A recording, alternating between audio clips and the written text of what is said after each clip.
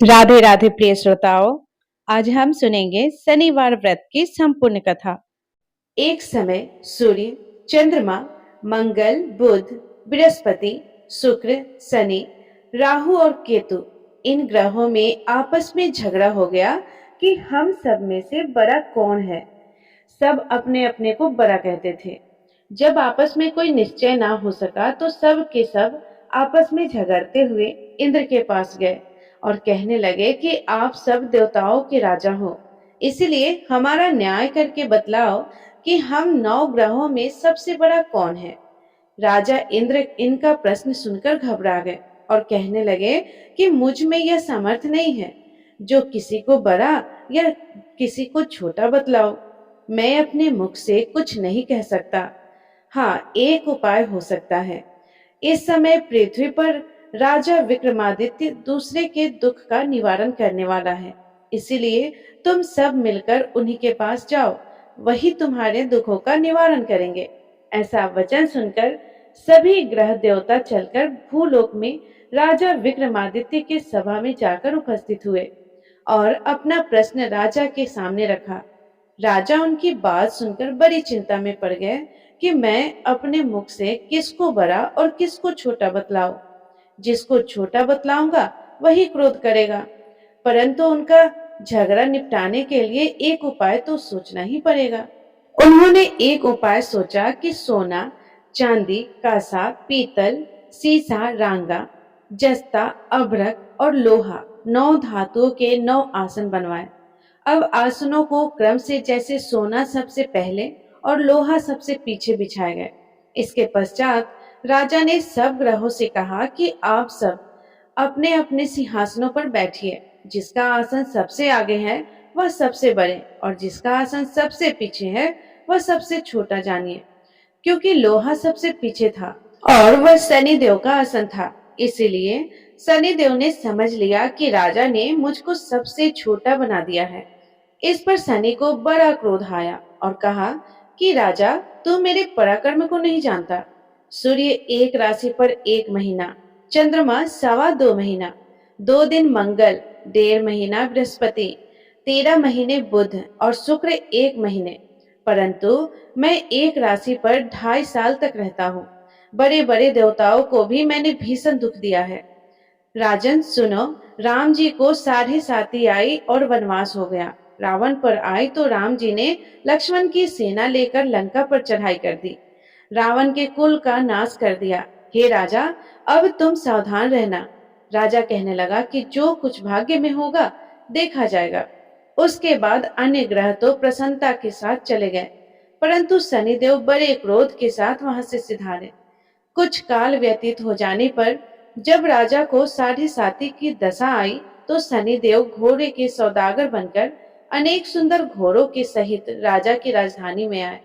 जब राजा ने सौदागर के आने की खबर सुनी तो अश्वपाल को अच्छे अच्छे घोड़े खरीदने की आज्ञा दी। अश्वपाल ऐसी अच्छी नस्ल के घोड़े देखकर और उनका मूल्य सुनकर चकित हो गया और तुरंत ही राजा को खबर दी कि राजा उन घोड़ों को देखकर एक अच्छा सा घोड़ा चुनकर सवारी के लिए चढ़ा। राजा घोड़े के पीठ पर चढ़ते ही घोड़ा जोर से भागा। घोड़ा बहुत दूर एक बड़े जंगल में जाकर राजा को छोड़कर अंतर ध्यान हो गया। इसके बाद राजा अकेला जंगल में भटकता फिरता रहा। बहुत देर के पश्चात राजा ने भूख और प्यास से दुखी होकर भटकते भटकते एक ग्वाले को देखा। ग्वाले ने राजा को प्यास से व्याकुल देखकर पानी पिलाया। राजा की उंगली में एक अंगूठी थी, उसे निकालकर प्रसन्नता के साथ ग्वाले को दे दी और शहर की ओर चल पड़ा। राजा शहर में पहुंचकर एक सेठ की दुकान पर जाकर बैठ गया और अपने आप को उज्जैन का रहने वाला तथा अपना नाम बीका बतलाया। सेठ ने उसको कुलीन मनुष्य समझकर जल आदि पिलाया। भाग्यवश उस दिन सेठ की दुकान पर बिक्री अधिक हुई थी। तब सेठ उसको भाग्यवान पुरुष समझकर भोजन कराने के लिए अपने साथ ले गया। भोजन करते समय राजा ने आश्चर्य की बात देखी कि खूंटी पर हार लटक रहा है और वह खूंटी उस हार को निगल रही है।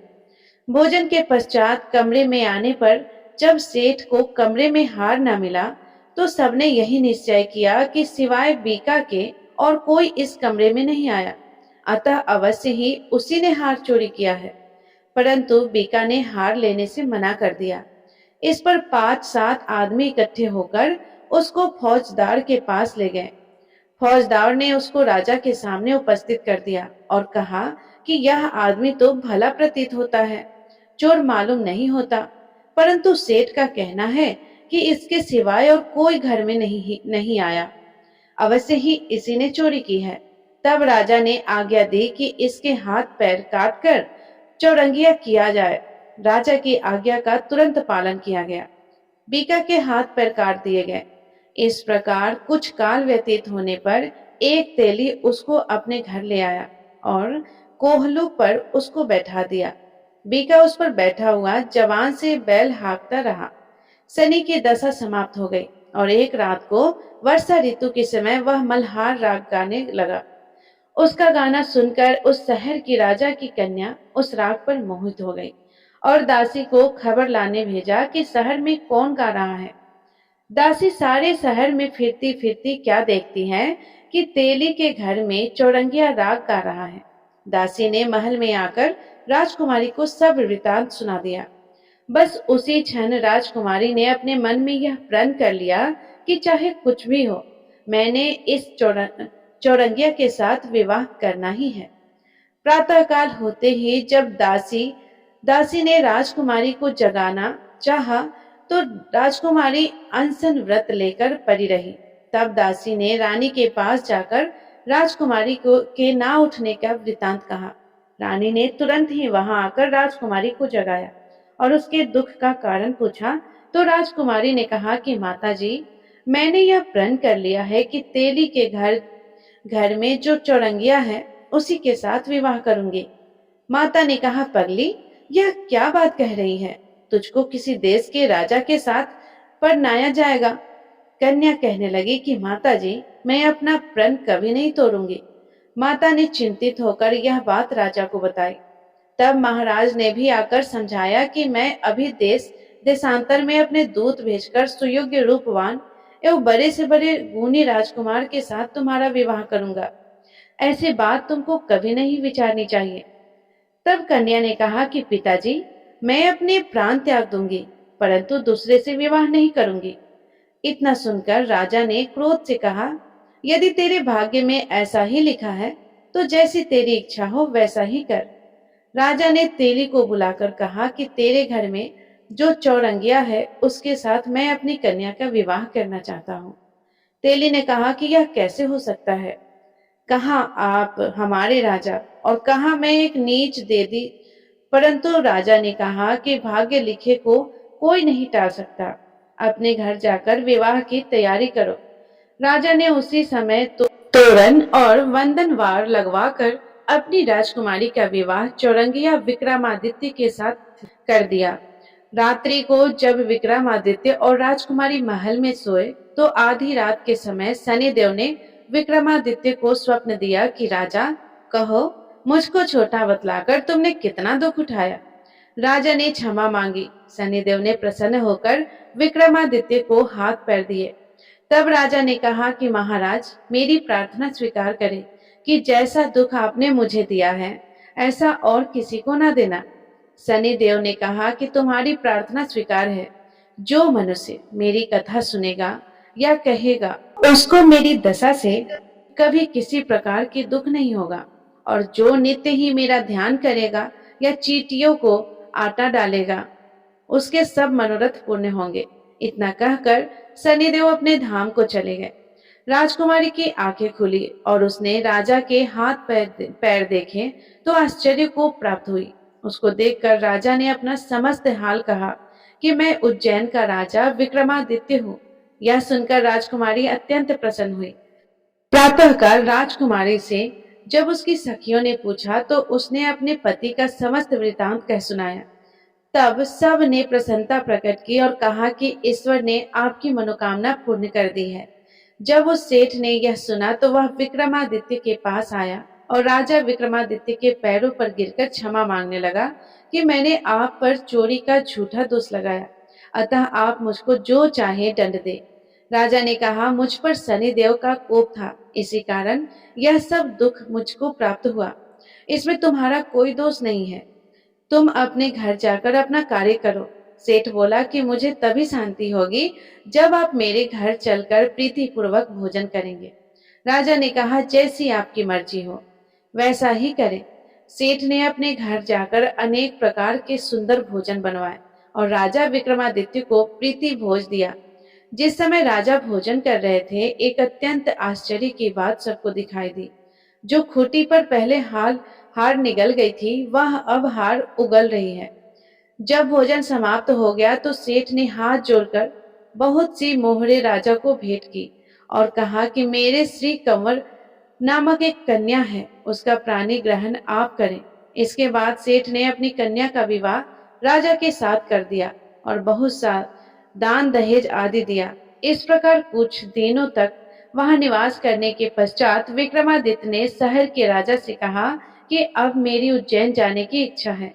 फिर कुछ दिनों के बाद विदा लेकर राजकुमारी मनभावनी सेठ की कन्या श्री कंवरी तथा दोनों जगह के दहेज में प्राप्त अनेक दास दासी रथ और पालकियों से सहित विक्रमादित्य उज्जैन की तरफ चले। जब शहर के निकट पहुंचे और प्रवासियों ने राजा के आने का संवाद सुना तो समस्त उज्जैन की प्रजा आगवानी के लिए गई। तब बड़ी प्रसन्नता से राजा अपने महल में पधारे। सारे शहर में बड़ा भारी महोत्सव मनाया गया और रात्रि को दीपमाला की गई। दूसरे दिन राजा ने शहर में यह सूचना कराई कि शनि देव सभी ग्रहों में सर्वोपरि है। मैंने उनको छोटा बतलाया, इसी से मुझको यह दुख प्राप्त हुआ है। इस कारण सारे शहर में सदा शनि देव की पूजा और कथा होने लगी। राजा और प्रजा अनेक प्रकार के सुख भोगती रही। जो कोई शनिवार के दिन शनि भगवान की कथा को सुनता है, पढ़ता है, उसको शनि देव की कृपा से सब दुख दूर होते हैं। शनिवार की कथा को व्रत के दिन अवश्य पढ़ना चाहिए। तो सभी प्रेम से बोलिए शनि देव महाराज की जय। प्रिय श्रोताओ, ये थी शनिवार व्रत की कथा। आइए अब सुनते हैं शनिवार के दिन हनुमान जी की कथा। पौराणिक कथा के अनुसार बहुत समय पहले की बात है। एक साहूकारनी थी, उसका बेटा और बहू थे। पति की मृत्यु युवावस्था में ही हो गई थी और इस तरह उस साहूकारनी का रोज का नियम था, वह हनुमान जी के मंदिर में जाती और साथ में हलवा पूरी तथा चूरमा बनाकर ले जाती और हनुमान जी से कहती, कांधे सोटो लाल लंगोटो, हनुमान जी खायो चूरमे और रोटी, मैंने तुम्हें दिया जवानी में, तुम मुझे देना बुढ़ापे में।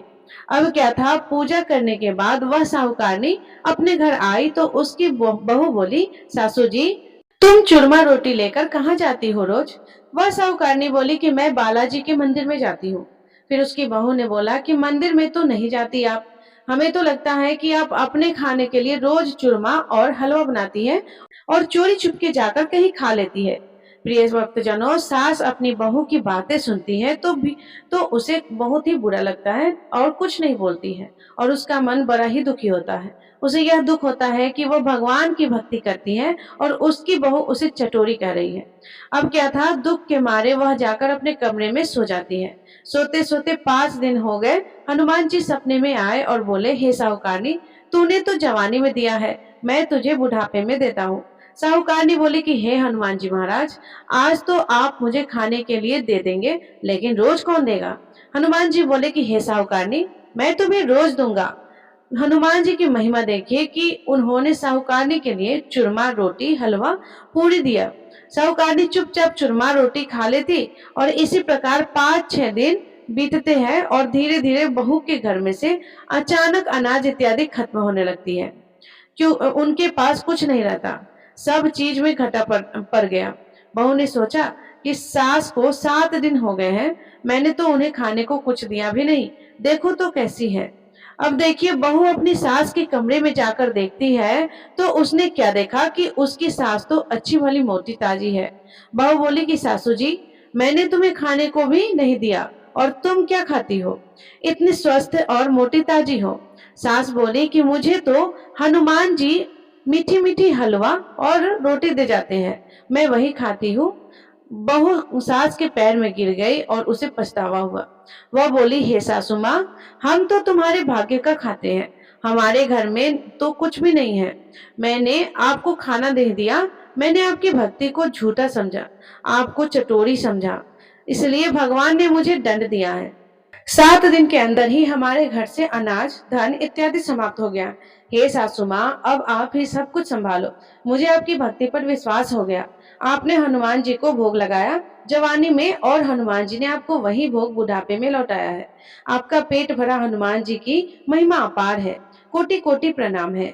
प्रिय भक्तजनों, अब क्या था, उस सास ने खुशी खुशी घर की सारी जिम्मेदारी संभाल ली और सास यानी कि वह साहूकारनी हनुमान जी को रोज चूरमा, रोटी, हलवा, पूरी खिलाती करती और हलवा पूरी चढ़ाया करती थी।